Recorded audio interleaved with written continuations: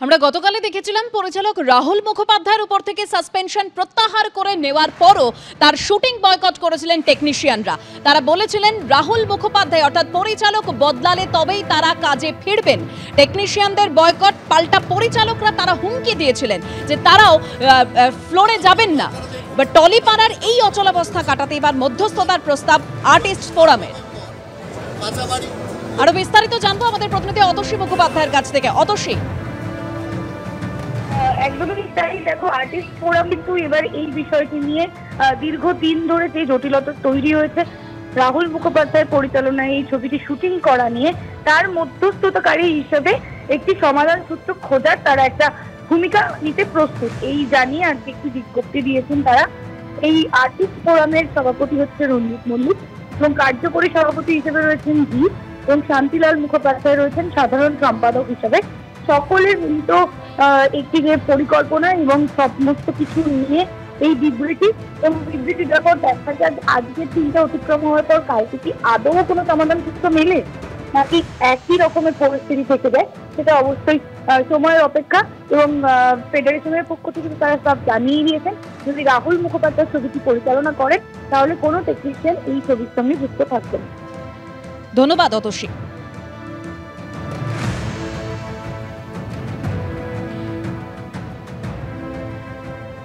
টেকনিশিয়ানদের boycott পাল্টা পরিচালকদের হুমকি, টলিপাড়ার এই অচলাবস্থা কাটাতে এবার মধ্যস্থতার প্রস্তাব আর্টিস্ট ফোরামের। দ্রুত কাজের পরিবেশ ফেরাতে আবেদন মোশন পিকচার আর্টিস্ট ফোরামের। উভয় পক্ষের সঙ্গে কথা বলতে প্রস্তুত বলে বিজ্ঞপ্তিও জারি করা হয়েছে। রঞ্জিত মল্লিক, জিৎ, শান্তিলাল মুখোপাধ্যায়ের তরফে এই আবেদন করা হয়েছে।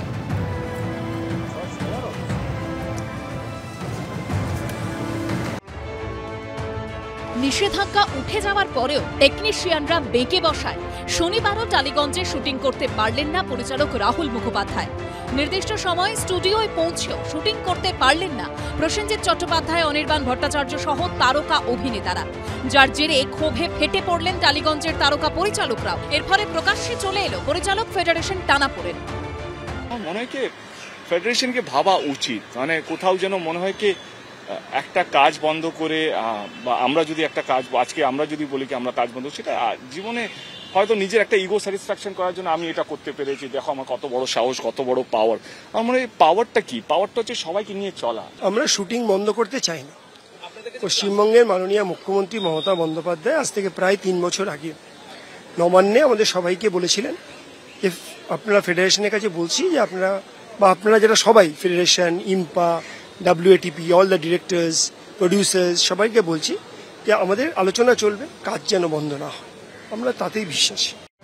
টালিগঞ্জে শুটিং এর জন্য টেকনিশিয়ানদের যে সংগঠন রয়েছে তার নাম ফেডারেশন অফ সিনে technician and workers of eastern India, যার সভাপতি তৃণমূল নেতা স্বরূপ বিশ্বাস।